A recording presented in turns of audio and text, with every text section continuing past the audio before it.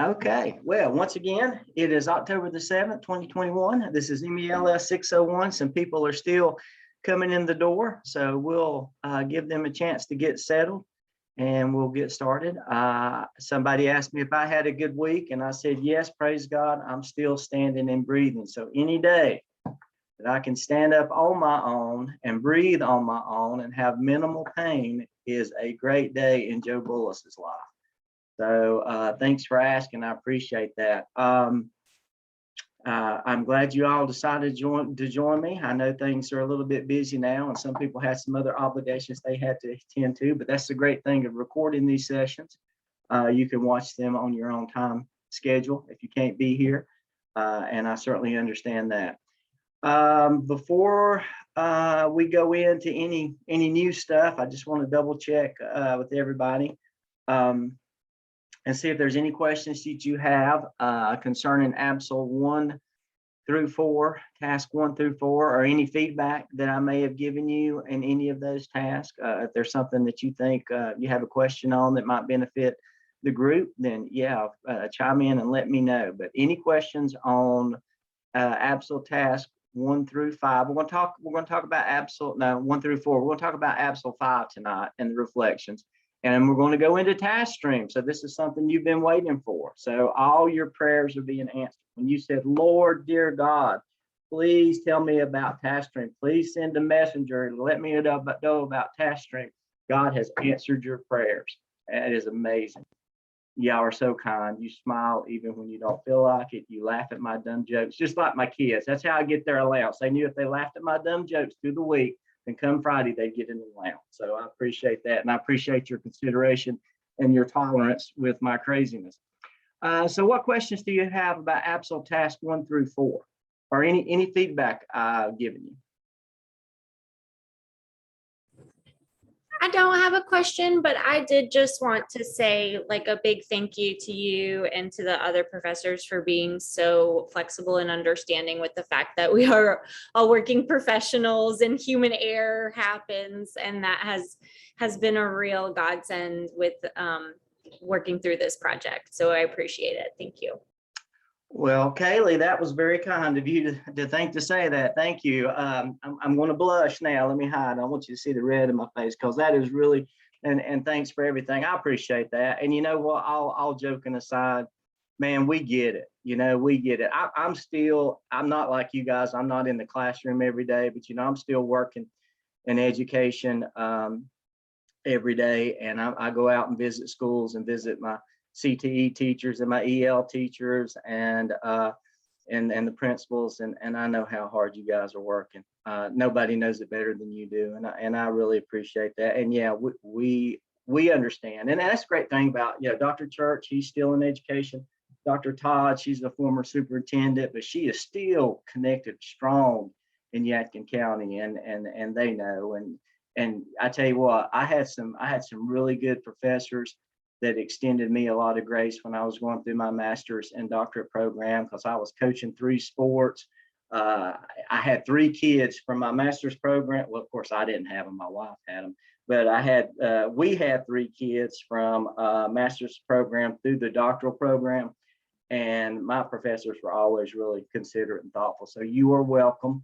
That was a very gracious comment, and I do appreciate it. And you know, it helps when it helps to extend grace when people are working hard, and that is obvious in this crew. I tell you, outside, no specific comments, no identification of anybody, but this 2 group, this MELS 601, your cohort. When I say your cohort, I'm talking about Dr. Todd and Dr. Church, has been getting a lot of compliments during our faculty meetings.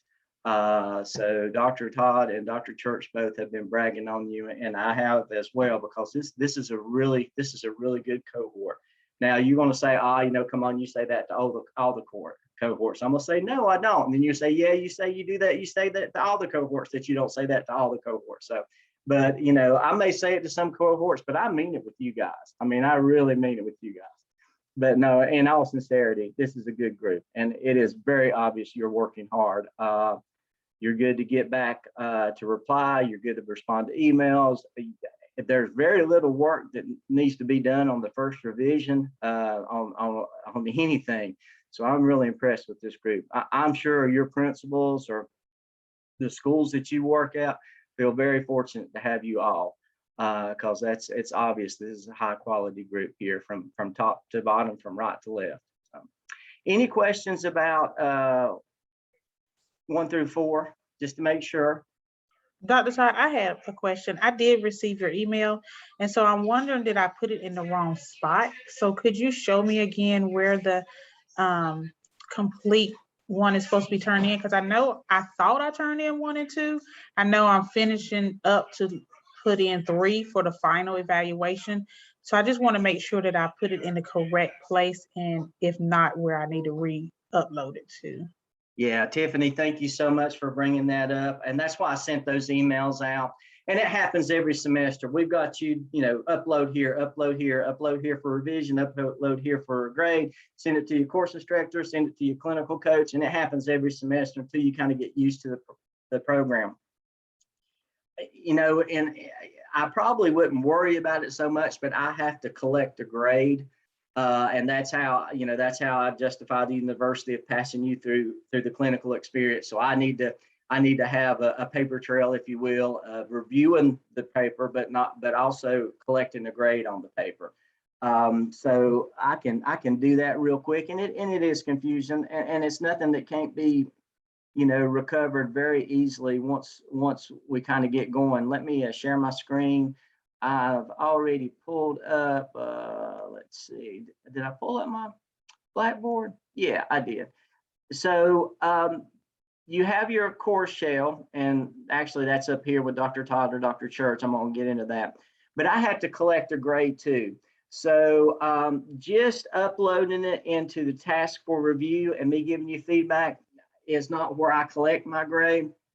I have to show that we went through, I gave you feedback. I have to justify my paycheck, and that I gave you feedback, I gave you revisions, and you, if you needed those revisions, the paper was reviewed. So that's where all that happens. Where I collect a grade at is evaluation Dropbox, and it's right below that. And if you don't look real close, it looks so solid. I even put a line between here a couple of semesters ago just to help, make a distinction. But that's where you upload it. You just click on evaluation Dropbox. Once I tell you in the discussion thread, hey, this is good to go, ready for evaluation Dropbox. I mean my evaluation Dropbox, not necessarily Dr. Todd's. That's my fault for not being clear. And then you just upload it there, and that's where I get the grade from. Yeah. Thank you so much, Dr. Bullis. Yes, okay, I did not do that. So yes, I will take care of that tonight. Thank you so much. I appreciate that, Tiffany. I know you will. Thanks for the follow-up on that. Good question. I'm glad somebody brought that up. And that's why about the 7th week, anywhere from the 5th to the 7th week into the semester, I'll send out those check-ins, and then I'll send them out later on as we get closer and closer to the end of the semester, just to make sure that you and I are on the same page, and I've got in my grade center what you think you should have, and make sure we stay connected, because especially with a large group like we're dealing with now in the 601 cohort, it's easy to get off track or to get offline. You got, no, all of y'all are young. You don't remember the old grade books with the little lines. You have to put them in pencil and then erase it because you got it on the wrong spot. Y'all don't remember that. When you get as old as I do, you used to have to chisel the grades on the stone tablet and then give it to the kid, but that was several years ago. Y'all wouldn't know anything about that. So, all right. Any more questions on Absol task 1 through 4, or any feedback they've given you, or any emails you got from me?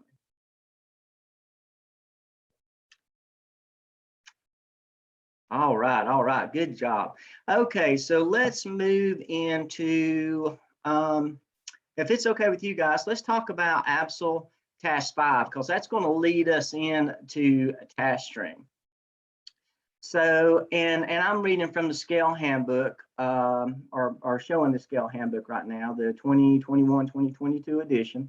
And if you'll scroll down to task 5 is really, you don't have to worry about doing anything, but just kind of reflecting on what you did in the Absol. So anything that you write in your reflections for the Absol task 5 needs to be on what you have experienced in the Absol. not necessarily any of the, oh, somebody remind me to talk about internship hours tonight too. But not about anything that you've done outside of the ABSL, like your internship hours, like you monitored bus duty, or you led a parent meeting, or you did a presentation at a board meeting, not anything about that. These reflections are for you to self-reflect and narrate that reflection on paper for and in regard to the ABSL. And so actually what you're doing is you're saying, this happened to me and this is what I learned from it in connection to a specific leadership competency. So you align and you can, you can talk about what you've learned in the course as well, because I know Dr. Todd and Dr. Church have been going over with a lot of leadership stuff and talking about the competency. So it can also be, it can also be related to course content, but it needs to be within the context of the ABSL as far as your clinical experience go. Where it says here, the candidate will also reflect on development of competencies and dispositions that are critical to effective school leadership. That doesn't necessarily have to be displayed here, because this gives you some references to task stream, but you don't need to do anything in your paper to reflect that. You can reflect that when you get into task stream, and it'll all come together. Those little pieces will mesh. Just give yourself time to kind of process it and ask questions. So the main goal, and feel free to keep this recording and refer to it several times, but the main goal of task 5 is for you to write about what you did during your experience with the ABSL and how that helped you become a better leader. Now, we'll get into artifacts here in a minute. That's not a part of task 5. You can draw from that. Some people do put artifacts underneath their narrative, and if your course instructor encourages that or tells you to do that, that's okay. It's not a bad thing. I just don't want you to do more than you have to here. So the candidate reflect on their ABSL experience by looking at their personal development during the course, during the clinical experiences, all within the ABSL. And you want to tie those to the North Carolina Standards for School Executive Competencies. That's 21 competencies that a principal and administrator is evaluated on, just like you guys are evaluated on the teacher evaluation. This is what principals are evaluated on during their evaluation with the superintendent. Let me pause for a minute to see if there's a question in the chat. Okay, great question, Ivy. Thank you for asking that. No, you do not need to alter anything for South Carolina, because South Carolina and North Carolina have a reciprocating agreement. So by showing evidence that you've made progress in these 21 competencies, we'll be okay with South Carolina. This is just showing where they're from. They're based on the North Carolina Standards for School Executive Competencies, but they are reciprocated in South Carolina. That is a great question. So those competencies that you reflect on, you'll be working with 21 of them. You don't have to reflect on all 21 for ABSL Task 5. If you'll look here, it says that you are to do a minimum of 8 competencies that are listed on page 2. Well, actually, they're not listed on page 2. I think it's 3 or 4. I think somebody got a little off track when they converted it from a Word to a PDF.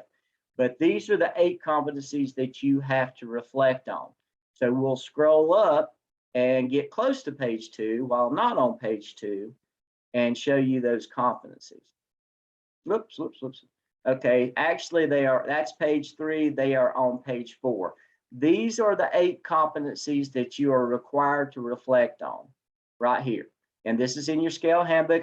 May also be in some other document that your course instructor has shared with you, but this is where I refer to them. So you're going to reflect, when you do ABSL Task 5, the first paragraph section that you're going to write about is communication. And you're going to write about how you as a candidate made progress, reinforced, engaged in the competency of communication. You're going to give evidence through reflection that whatever you did in the ABSL along the lines of communication and how that helped you grow as a leader. All right, whether it's electronic communication to your PLC team, communicating during a meeting, verbally, leading the team and working through and discussing identifying the most the most prevalent need. Whatever you did as a leader to communicate during your experience with the ABSL, how did that change you? And what did you do and how did it help you grow is basically it. You do that with change management, delegation, dialogue and inquiry, judgment, system thinking, technology, and visionary. A lot of times, you will see in my feedback in the comment section where I will say strong evidence of leadership. I'd say that because that's a point where you really showed, and it may just be a simple sentence or just a simple task that you did, but it really came across in your narrative that shows that you're growing. That is a strong point.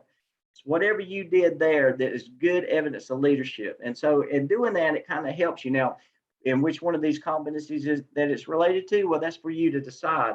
But that's why I'm telling you, this might be something that you want to talk about. Now, I'm going to pull up the chat. Okay. All right, great. Just make sure that wasn't another question there.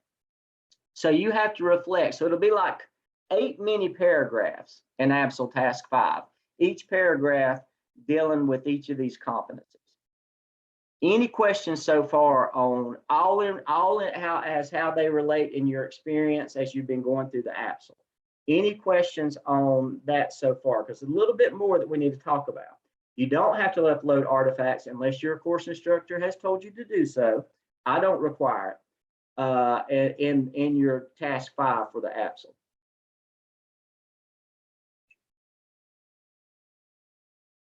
Groovy.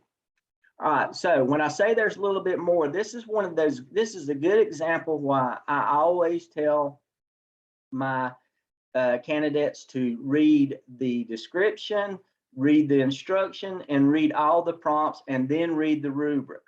Because if you'll look here, we're going to get into this part here in a second. That's all in relationship to task stream. But if you'll look here, it tells you, basically what to write. It tells you that you're going to be basing it on the 21 competencies, and it's a self-analysis of each competency addressed throughout the ABSL. And then it's going to say that a minimum of 12 artifacts, candidates must submit a minimum of 12 artifacts in a minimum of 8 different competency areas. Well, that's about as clear as my cup of coffee right here. So what it basically is, what it's saying is you've got to do those 8 that's listed, and then 4 that you can choose. 4 competencies. Of that list of 21 competencies, it tells you 8 that you have to do on page, page 4 on here. And then you pick 4 more at your discretion, whatever you choose to do. So you should have those 21 competencies listed. Let's see. And well, they are in your site, in your clinical handbook and your clinical coach handbook, the 21 competencies. They're also going to be listed in task stream for you to review. They should be listed in your syllabus. I'm not going to take time to find them in the scale handbook. I think they're on farther down. But so you have to do 8. Let's get back to, whoops, sorry. I don't mean to be running around so much. You have to do these 8: communication, change management, delegation, dialogue/inquiry, judgment, systems thinking, technology, visionary. You have to reflect on those. And then of the 21 competencies, you pick the other 4 that you feel like you have engaged or grown in regards to the ABSL. Any questions on that?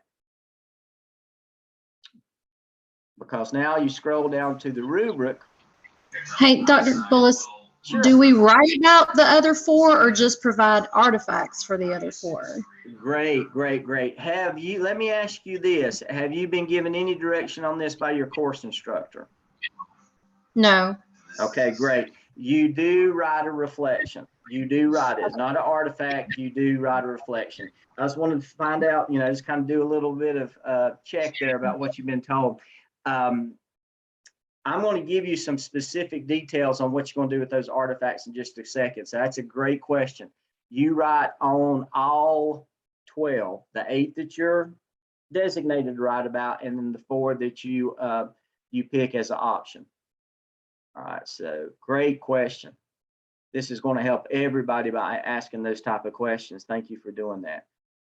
All right, so once again, you reflect on the course content, how you developed on each competency, all in relationship to the ABSL. You can include, anything that you write about, all has to be tied back to the ABSL. And that you have to have a total of 12, 8 that's designated and is on page 4 here on this scale handbook, and 4 of your choosing. And that's task 5. That's all the task 5 is. Now, how much should you write about each? It just depends on what you say. I've had some candidates to write, 5 or 6 sentence paragraph, and I've had some to write 3 sentence paragraph, and both of them got the same point across because they talked about how they grew as a leader, within that competency on what they did in ABSL. So it's up to you. Just tell your story. And you've heard me say that before, but just tell your story.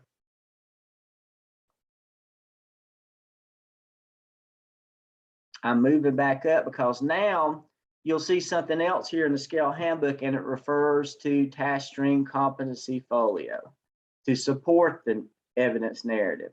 So you're going to talk about what you did, and you've got artifacts that show what you did. And you just got, I got all these artifacts, but I don't have anywhere to take them. What do I do with them? Do I put them at the end of my paper? Yeah, you can. Or do I use them somewhere else? Yeah, you do. Now here's where you use the artifacts. And that is in task stream. So I'm going to leave this unless anybody's got any questions, and we're going to bump over to task stream. I wish I had some of that dun dun dun music, but I didn't think ahead.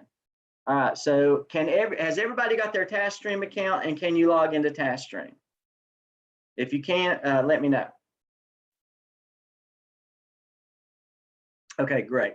So you log into task stream, and mine's going to look a little bit different than yours. Okay. Oh, I'm probably going to have to log back out and log back in. Yeah, it's going to be aggravating. Hold on just a minute, and I'll do that.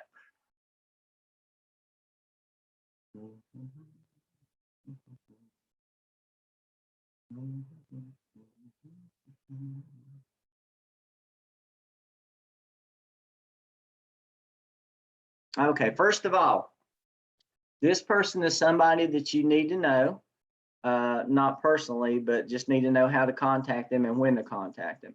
This is Wendy Turbyfield. I'm glad she never hears me mention her last name because I slaughter it every time. And that's her email address. If you have any technical issues with TaskStream, this is who you contact. You can't log in. Your portfolio disappeared. You're getting a 504 error message, or 404 error message. Yeah, I think 504, that's something different. 404 error, I see you laughing over there. 404 error message, or any page error message or anything like that. This is who you contact for that. And she'll help you with, she is the administrator to TaskStream for Gardner Webb, and she will help you with any technical issue. But like I said, mine's going to look a little bit different than yours.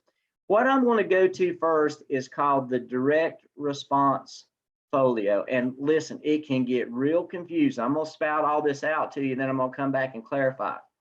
All right, you got your competencies, you got your competency folio, you got your competency analysis, and you got your direct response folio. And why they named them all similar names, I'll never know, but that happened a long time ago and nobody asked my opinion, probably because they're afraid I talk too much. So that's what we ended up with. But what you got, and I'll help you with each of these, and it might be a good, it's 7:25, might be good to make a note right now in your notes that if you want to go back and watch this recording, just fast forward to 7:25 where I kind of identify different parts of the task stream. That's what I'm going to do now, and then we'll go back and talk about each. So the first thing I want to talk about is your directed response folio. You will hear it referred to as the DRF. Most course instructors, Dr. Lamb refers to it as the DRF, but the acronym is identified as Directed Response Folio. So like I said, mine's going to look different than yours, so don't worry about that, but I'm going to pull up, I think this is a good example here. This is probably what you see when you log in, something similar to this. This is your DRF. This is your Directed Response Folio. And the DRF shows all the courses that you are going to be taking through the MELS program. And it does have some additional links here, some things that you'll be doing at the end of the program. So this is where you're going to upload your APSL. Your APSL where, okay, you do task 1, get feedback, task 2, get feedback, task 3, get feedback, task 4, get feedback, task 5, get feedback. And we ask you to upload it to the evaluation Dropbox. You get your grades. When you finish APSL task 5, I'm going to tell you this is good to go. Upload to the evaluation Dropbox for grading. And then I'm going to say, combine all these tasks, which many of you are already doing that. You're just tacking it onto the bottom and telling me, hey, you know, I've just tacked it onto the bottom to keep it running. Don't be concerned that at task 1, 2, or 3 is up there, and that's fine. I'll just scroll down to whatever task I need to review and we're good to go. But if you haven't, you need to combine all those tasks into one document, one title page, one school profile section, task 1, task 2, task 3, task 4, task 5, one reference page, one appendix page. And I will say combine all of that into your final APSL narrative. And when I say final APSL narrative, I mean a complete one document of all those tasks combined. And there, if you'll notice in my evaluation Dropbox, I hate this little tab that comes up here all the time. All right, in my evaluation Dropbox at the very end, you will see the APSL final evidence narrative. That's the last place that you submit to me. And what that does is that just lets me get one complete look at it one more time before it's evaluated. And so at some point in time, either I or Dr. Church or Dr. Todd will say, this is ready to go, ready for task stream, upload to task stream, submit to task stream. So once you get APSL tasks 1 through 5 with one title page, one school profile, tasks 1 through 5, one reference page, one appendix, all that graded, and you make 100 on it, somebody's going to say upload it to task stream. You then take that document, that complete document, you go over to task stream, and this is where you upload it. And this is where it is evaluated for licensure. This is where you check that off. Once you upload it here, an evaluator will look at it. They'll give you on the rubric, it has 1 through, you need to be proficient or accomplished. This is where you'll receive a proficient or accomplished, and you're done with the APSL at that point in time as far as uploading it. It's evaluated, that's signed, sealed, delivered, and you're good to go. Okay, so that is all done in the DRF. Any questions at this point?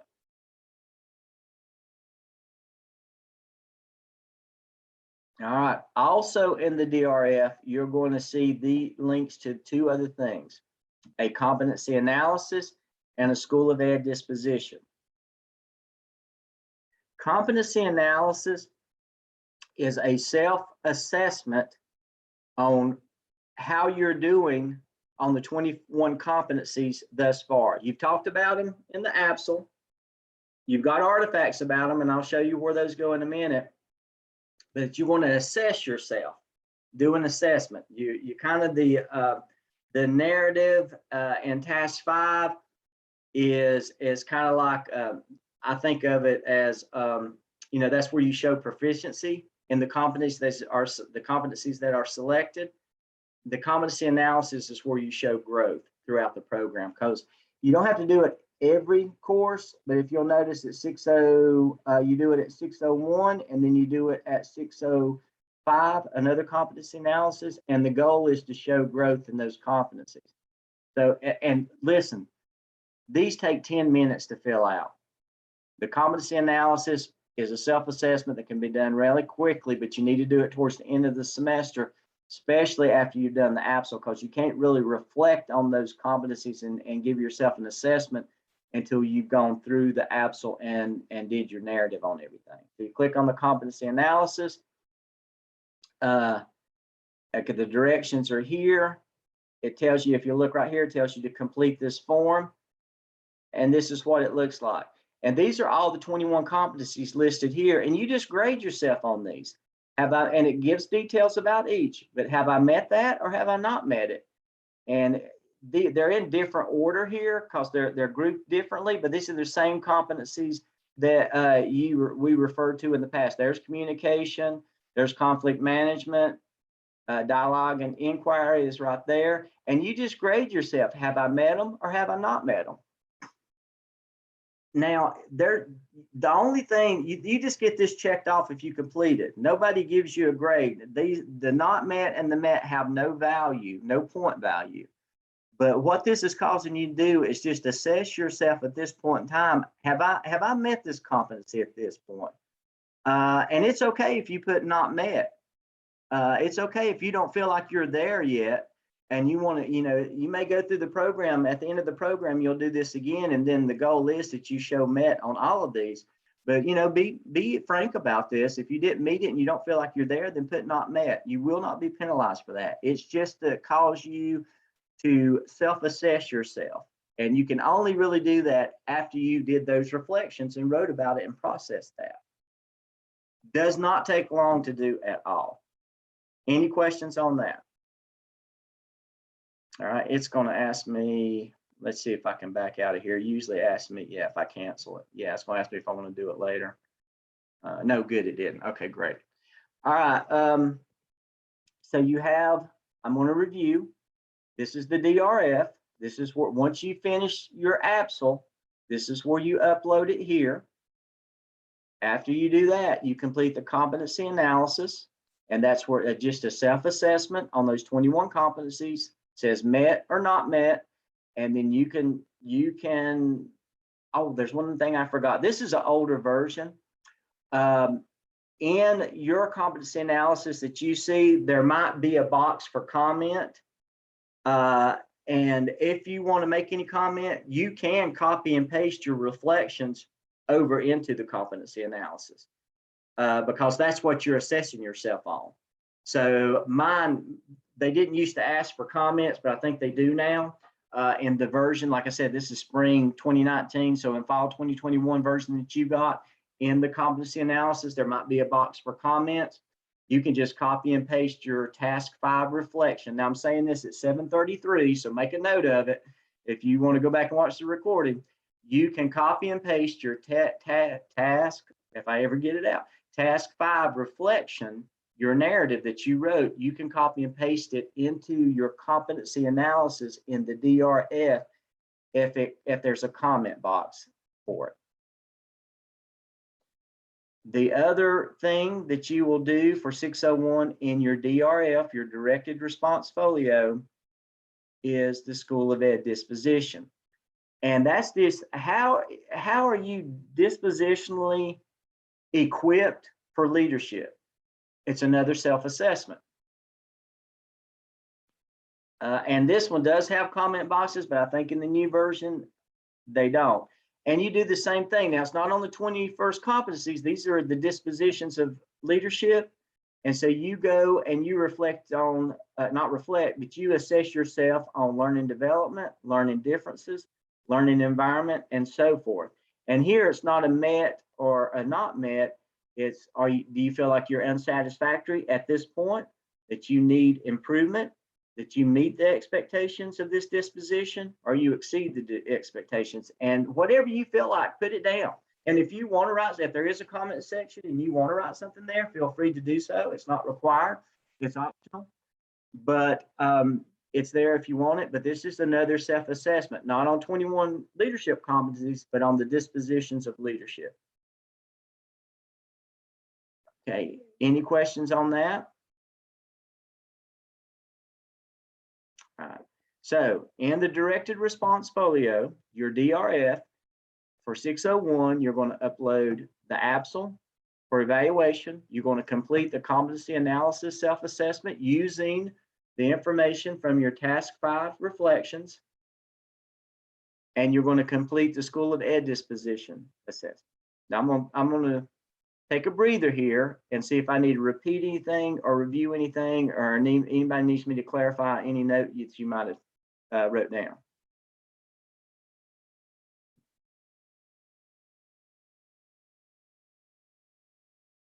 And for those of you who are thinking, well, he's only doing that because he wants to drink a coffee, well, you're right. So smart crew, smart crew.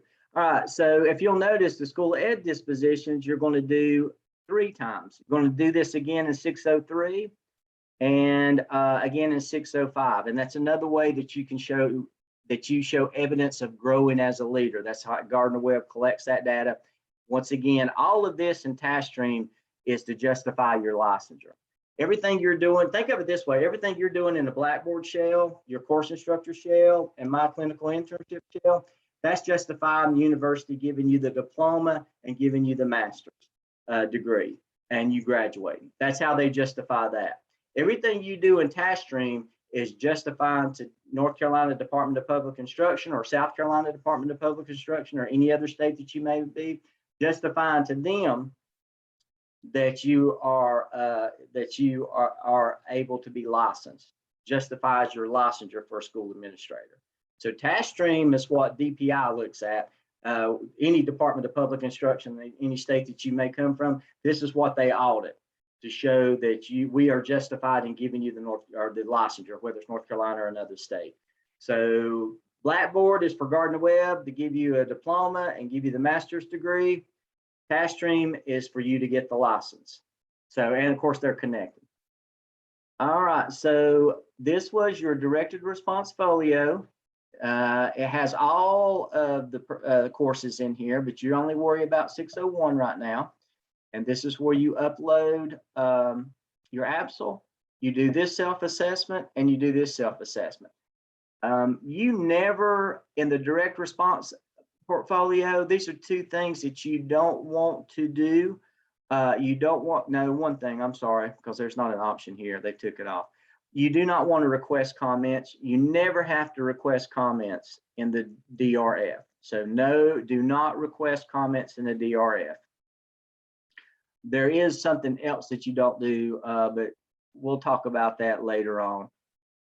All right, because I don't want to confuse you on that one. All right, so what's the DRF? That's the directed response folio, and that's where you upload your ABSL, you do the competency analysis, and you do the School Ed disposition. All right, Joe, well, that's great, but what do I do with these artifacts? I've got all these artifacts from the ABSL. What do I do with those? All right, here's what you do with your artifacts. Now, if you'll notice in the upper banner up here, you will see a button that says Folio and Web Pages. I'm saying this at 7:39. If you want to write down in your notes, this is where he talked about the Competency Folio. So in Folio and Web Pages, you click on that. No, I'm going to submit it later. I knew it would ask me that eventually.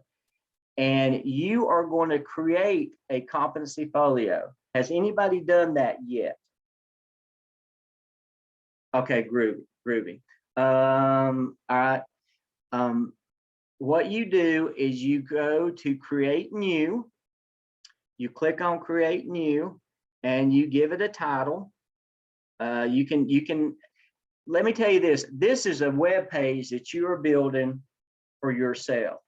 Even after you graduate the program and get and move on and get your diploma, this is still going to be your web page, because this could come in handy during the interview process, because this is going to show all the work. This is going to be your portfolio of being a school administrator. This is like just like if you were a model, this would be the book that you have all your modeling pictures in that shows that the work that you did. If you were an artist, this is the book that has all the pictures that you've drawn and painted and any sculptures you've done that shows what a great artist you are. So this is where you show artifacts of what you've created. This kind of goes back to my analogy of when I told you that, I think I told it with these cohorts. You know, I can tell you what a great whittler I am, that I can whittle a duck, I can make wooden ducks like nobody's business. Well, you don't know that until you actually seen something that I've created. And this is where you show what you've created. So you're going to create a electronic portfolio. We call it a competency folio, short for a competency portfolio. So this, when you hear somebody talk about the competency folio, this is what we're talking about. Not to be confused with the 21 competencies, not to be confused. I know, I'm so sorry. I did not choose this. I'm so sorry. And not to be confused with the competency analysis. You ever get hung up on what's what, send me an email and I'll let you know. So you give it a title and let's see, you can put, I don't know, MELS 601 Bullis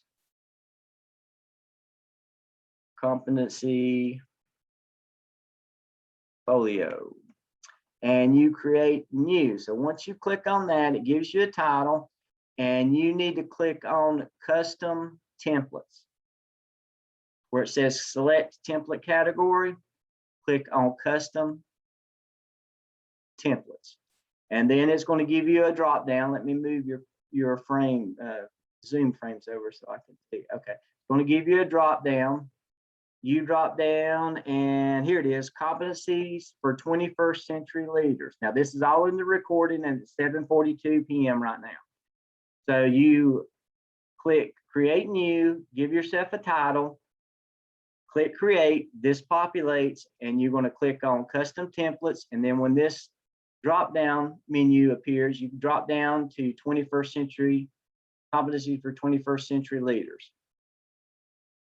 Ah, great question. Great question. Question was, do you make a competency folio for every semester or one folio for the entire program? That is a great question, Ivy. One time. You only have to do this once. All right. Only have to do this once. Great question. So this is for the entire program. All right. So you click on 21st century leaders.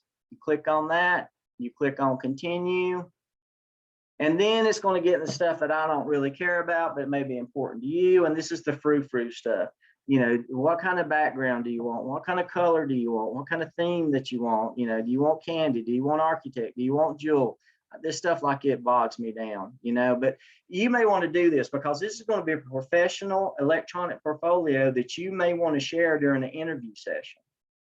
So you may want to send this ahead of time saying, this is what I've done, or share this with the interview committee. So somebody that's potentially hiring you, you know, may be appreciative of the fact to look at some of the artifacts that you created and experiences that you've gained in preparing to be a school administrator. Okay, the question was, will there be another great question? Great question. Will there be an overlap with items we've already put in our appendix or videos we've linked in our app? So yes, that's good. That's where I said, you don't have to really do anything new here. You have to just put it in a new spot. So yeah, the artifacts that you have in your appendix that you've saved on a hard drive or a flash drive or whatever, you pull them over and put them in here, and I'll show you how in just a moment. You guys keep asking these great questions. That's perfect. All right, so I'm at this point in time, I'm not going to go through all this design stuff. So I'm going to back out of this. And okay, I'll clean this up later. But this is one that I've created several semesters ago. Or I guess I could use this one, but I'm just going to use this one because I'm familiar with it. So when you click on your competency folio and you get, you know, like I said, you can design it, color. I'll show you an exemplar here in a little bit. You may have already been shared with you with somebody done, but this is professional electronic portfolio that you create. And we will go over this again. I'll review Task Stream with you one more time just to be sure we're good, or do it individually if you need me to. But if you look here, these are all your competencies, your 21st competencies are all listed here. There's communication all the way down to visionary. These are the 21 competencies that we talk about. So this is where you're going to begin to upload artifacts. Now, here, until you're ready to share this as a web page, you don't want to click publish or share here. This is like in Google Docs where you want to share that Google Doc with somebody. You do it here, but that's not necessary until you finish the program. So you don't have to worry about publish and share. You are going to get feedback here, and I'll be the one giving you feedback, and we'll talk about how to do that later. But you don't want to click publish or share until you're ready to share it with a potential employer, because that's what it is. It's just sharing that document. It's not any process in that and getting comments. So each of the competencies, okay, let me see what I got checked. Yes, the competency folio does get evaluated. Actually, I evaluated at the end, or your clinical coach evaluates it at the end of each semester to make sure that you're staying on track and getting it finished. But at the end of the program in MELS 605, it will be evaluated for licensure, just like all your evidences will be, the ABSL, the OMA, the APSL, the APTL, all of those evidences you'll be doing in 601 through 605 will be evaluated. This will be evaluated for licensure as well. Good question. All right. Yes, you will be continuing to work on it throughout the program. Great question. You can really work on this whenever you want to. As if you got an artifact that will fit and you're ready to pop it in here and upload it, you can do it at any time. I always recommend, let's get the evidence done first. That's the hardest part, because in doing the evidence, each task, you're creating what you will need for this competency folio. So that's why I say the absolute, that's why I was so focused on getting you guys in, in the groove on getting the absolute task done, because I knew as you completed each task, you were creating those artifacts that you're going to be using in your competency folio. So each competency, if you'll notice here, has some of the evidences listed. ABSL, the PSYOP comes in 605, I think, and open-ended. So there is guidance for you as to where you want to pull your artifacts from. You have to upload. It says evidence here. That's another thing I wish it didn't say. I wish it said artifacts, because that confuses people. These are your evidences here. Your ABSL is your evidence. What you're uploading from the ABSL is your artifact. But anyway, each competency, you have to have at least 3 artifacts. One from the ABSL, one from the PSYOP, and one from open-ended. Now, each of these competencies has different guidance. Some of them may have the same guidance, but some of them may have different guidance. So this is telling you I have to pull an artifact from the ABSL, I have to pull an artifact from the PSYOP, and then I've got an open-ended artifact. Anything that I want to use, I can put in there. It's kind of like a wild card. You can just make it whatever you want to be. So, but you have to have 3 artifacts per competency. Can you put more in? Yes, you can, but the minimum is 3. So you upload your artifact, and you can, you have to properly title it and identify it. And then you may even want to put a brief description. Don't have to you don't have to copy and paste your narrative or your reflections over or anything from the narrative. This isn't for wordage. This isn't for paragraphs and words. This is for products that were created. So if you copy and pasted the paragraph in the ABSL that talked about creating the PLC and having your first PLC meeting and have an agenda, and put it in here, I'm going to tell you that narratives are not allowable. It has to be an artifact. So instead, get the agenda. The agenda is an artifact. Grab it and upload it in here, or the minutes from the meeting. That's the artifact, not what you wrote about in the ABSL. So if you look in change management, okay, these just happen to be the same. Both of them are asking for one from the ABSL, one from the PSYOP, and one open-ended. But you get on down to conflict management, and the guidance has changed a little bit. It's asking you to pull something from the APTL. Now, and these are coming on later. You understand this is in 602, 603, 604, 605. That's why this is a working document and you continually add to it because it's asking for different evidences. So you won't be finished with this until 605 when you've gone through all the program and did each of the big projects, each of the evidences. Creative thinking is an APSL and an APTL. You get on down to customer focus, and this is 604. This is 60. I'm sorry. This is 603. This is 604. So you won't put anything for customer focus because the APSL's not listed here. Could you? Is there something that you did that maybe fit in here? Yeah, that's fine, but that's not what it's asking for. It wants specific evidences or artifacts from specific evidences. It wants an artifact from the OMA and the SIP, not the APSL for this right here, because what we're asking you to do is custom design to have you engage these particular competencies. This is where the focus of the competencies are. The focus for delegation and what you need to do for the prompts is forcing you to delegate in the APSL and the SIP, and then everyone's got to open-ended. Now, I'm going to go over this all again, so don't worry about it. We'll review it all again. This is just laying the foundation. So 3 artifacts per competency, and then it gives you the guidance of where that comes in at, where you need to pull that from for each of the 21st competencies. Now, I'm not going to talk about digital learning competencies. You do not have to do anything for digital learning competencies. I'll get into that in more detail later. You don't have to worry about pulling in anything there, and we'll talk about the internship log other than I want you to continue to make sure that you log your hours, write them down in your log, and document those, because I'll be looking at those before the end of the semester. All right, so any questions on what you do here? We will go over it again and again if we need to. Dr. Bullis, can artifacts be pictures? Yes, sir. Perfect. Pictures, video clips, absolutely. A picture of you leading a PLC, perfect artifact for the APSL.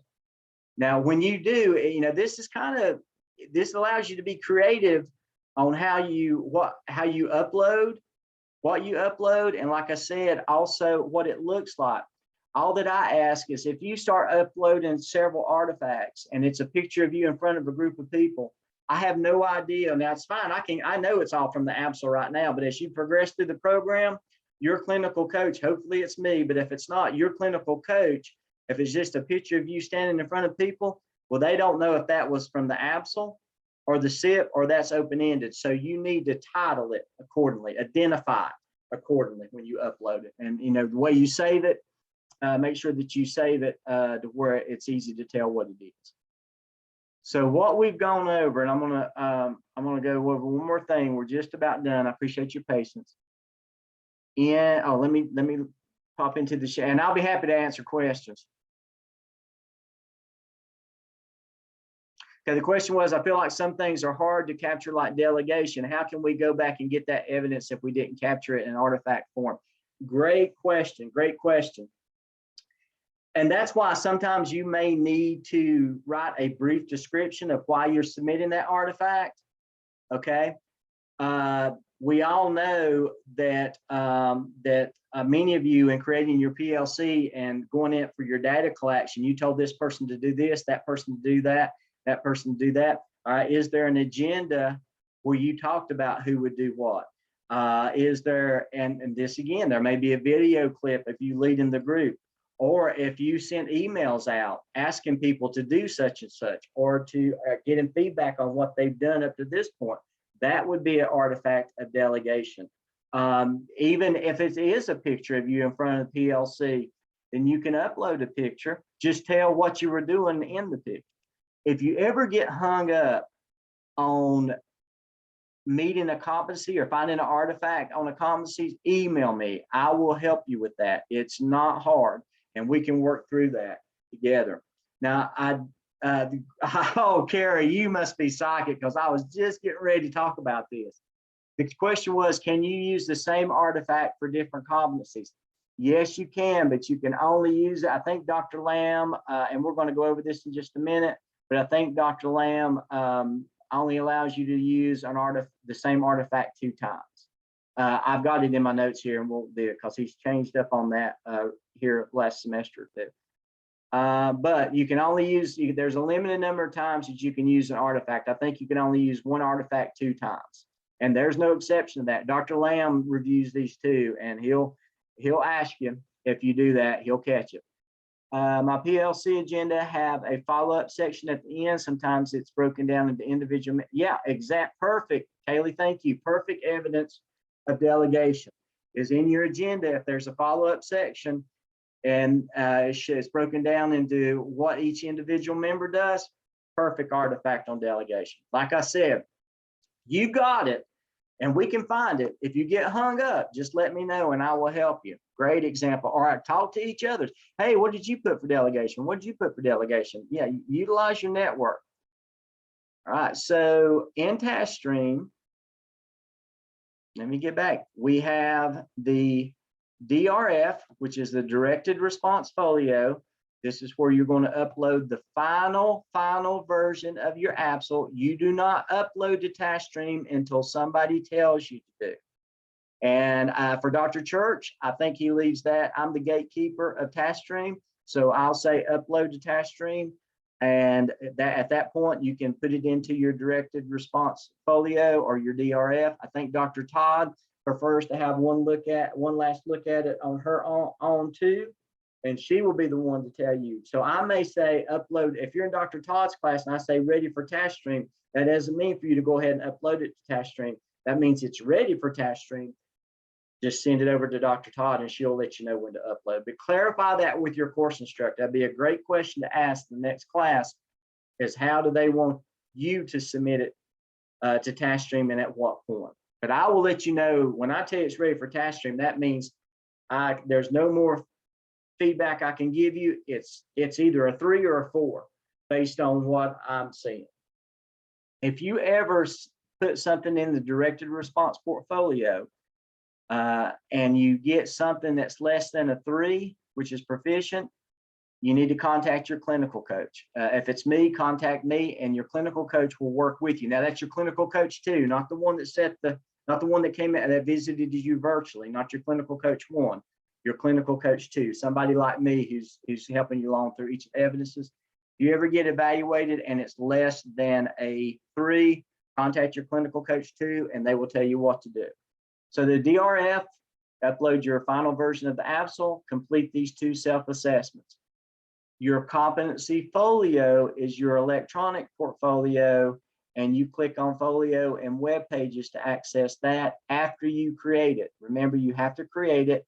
The process is user-friendly. If you get hung up on that, let me know. That's your Competency Folio. Okay, I'm going to pop over here and see, make sure I didn't want to mention it until I knew. Here we go. I thought there's a little quick video right here that Dr. Lamb did on how to create your Competency Folio. It's in my video library. It might be in your course instructor's video library too. Setting up your Competency Folio. It's a quick little 2-minute video and Dr. Lamb does it. Of course, you got to do this part. Come on. Skip ads.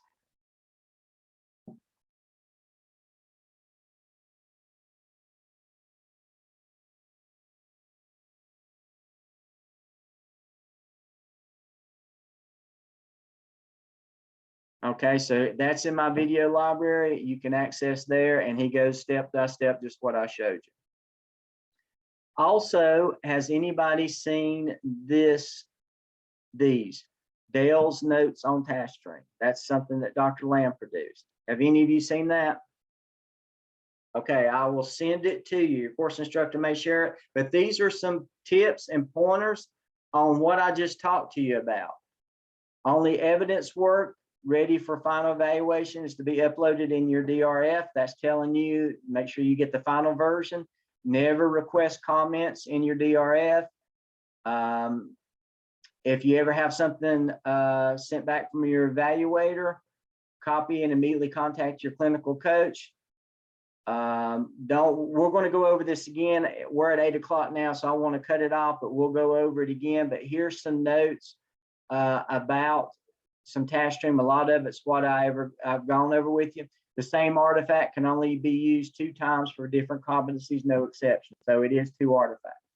So you read through that. You got any questions? Let me know. We'll go over. We'll probably start out at this point in the next class. You need to finish up your APSL, and then this is just kind of an overview of task stream. Main thing is finish up your APSL first, and then you can start popping those artifacts over. That can be done in the last, I don't know, 3 weeks, 2 weeks. You still, the main thing right now is to finish your APSL. Any parting questions? We will go over all this again. If you want some more information on it before we go over it all again, email me. I will be happy to help you. But we will go over everything again, just like we did with the APSL and the Blackboard, and you will get sick of hearing it, but we will go through it all again. But that is task stream, and there's nothing else left to show you. So there's still some other, we still need to talk about the internship log, but you're doing the work of that now. It's just a matter of where to put it and how to get feedback on it and when to evaluate it, when to submit it for evaluation. So that's it. There's no more platform, software, web pages that you have to worry about. I am going to show you one thing in my, come on. Templates and resources. I have an exemplar competency folio. Got permission to show this. I think a lot of people show it. It's Anara Henderson's competency folio. This is how she made hers look. Fancied it up, frou-froued it up. This is how she made it look. And you can go through and look and see what she did. As an example, yours does not have to look like this. It's just something for you to refer to. It's in the templates and resources section in my clinical shell in Blackboard. We'll talk about digital learning competencies later. You don't have to do anything for that, but it is an option for you if you choose to help you with your DLC credit renewal license. So we'll talk about that later. Any parting questions? So let me ask you a question. Will we go over all this again? All right, yes, we will go over it all again. Don't worry about it. Nothing you have to deal with anyway right now. The main thing is to finish the APSL. Main thing is to finish the APSL. And then we can start plugging things into task stream. Any questions? I do have a quick question about our internship logs. Where it said competency, are we supposed to just list like the subtitle, like leadership, or do we need to go into the numbers? Great. No, you can just list the title leadership. You know, why did you put that in your log? It was an example of communication. It was an example of dialogue and inquiry. And the proof is where you can, you know, if you choose to use the proof column, that's just where, what proof do you have that you did this? That's just a reminder for yourself. Good deal. Thank you. Yes, very, very good question. Yeah, guys ask great questions. Thank you.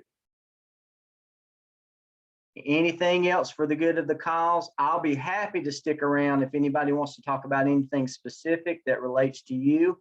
I'm good to stick around. So I'm going to turn the recording off now unless there's any final questions.